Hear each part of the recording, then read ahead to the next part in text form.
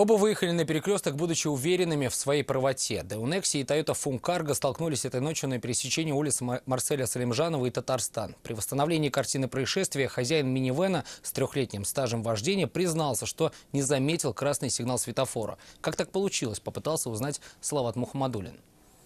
Ну там две полосы стояло, он по третьей.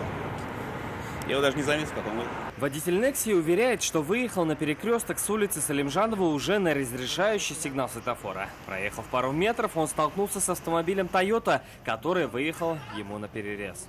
Вы на красный ехали или на зеленый? Черт его знает. То есть вы не видели даже?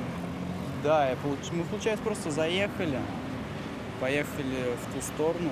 Мы же туда ехали, прямо. Да, мы ехали прямо, и оказалось, что тут еще один светофор. С нами, получается, параллельно еще ехали, но я с ними и ехал.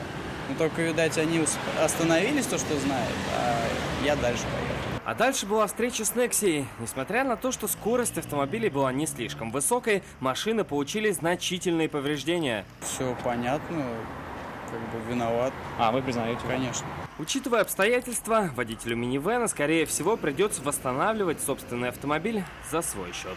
Салават Мухаммадуллин, Айрат Назипов, Адель Мулахметов, Вызов 112.